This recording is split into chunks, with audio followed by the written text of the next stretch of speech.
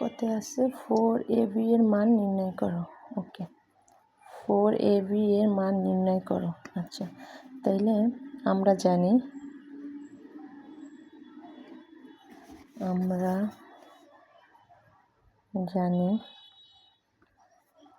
4ab সমান সমান a plus b whole square minus a minus b এর whole square. ঠিক আছে, তাহলে a প্লাস b এর মান আমরা আছে কত 6 এর whole square minus a minus b এর মান আছে কত আমার 4। তাহলে 6 ছক 36 মাইনাস 4 চেরা 16, 6 0 এর কাছে কত 2 হয়ে। তাহলে অ্যান্সার দাঁড়ালো আমার কত 20। আমার ক নম্বর আমার কমপ্লিট হলো। আচ্ছা, এখন আমরা খ নম্বরে আছে a square plus b square এর মান কত। ঠিক আছে,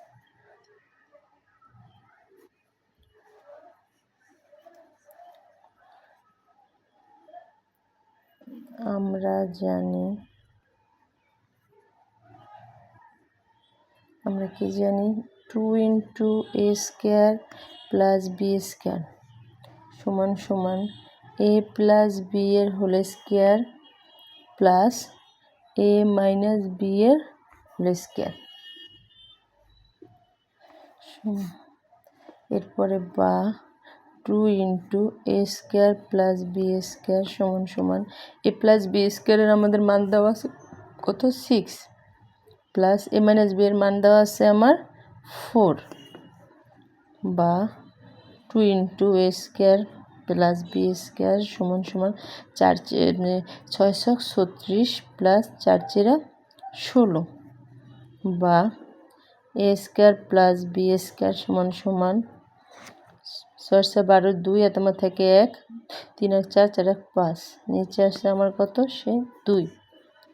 সুতরাং a square plus b square সমান সমান 26 দুগুণ আমার কত হয় 52, তাহলে 26। আমার তাহলে a স্কয়ার প্লাস b স্কয়ারের মান দাঁড়ালো কত 26। এটা হলো আমার এটার অঙ্ক। ঠিক আছে, এখন আমরা গ নম্বরে আমাদের এখানে বলছে উদ্দীপকের সাহায্য ব্যবহার করে a plus b whole square সমান সমান a minus b whole square plus 4ab অনুসিদ্ধান্তের সত্যতা যাচাই করো। ঠিক আছে, তাহলে আমরা গ নম্বরে করি। প্রথমে লেফট হ্যান্ড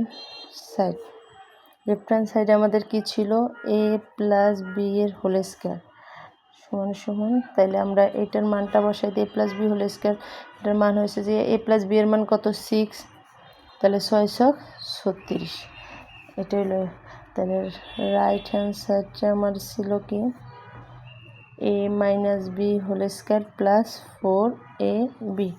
আচ্ছা, a মাইনাস b এর মান হয়েছে যে 4 স্কয়ার প্লাস 4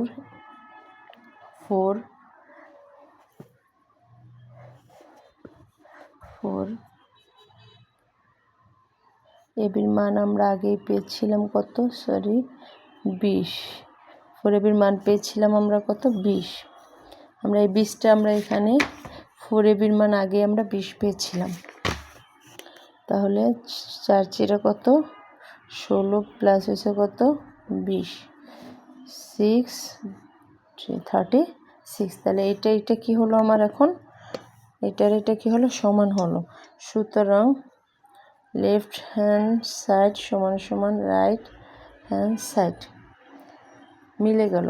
অতএব a প্লাস b এর হোল স্কয়ার সমান সমান a মাইনাস b এর হোল স্কয়ার প্লাস 4ab অনুসিদ্ধান্তের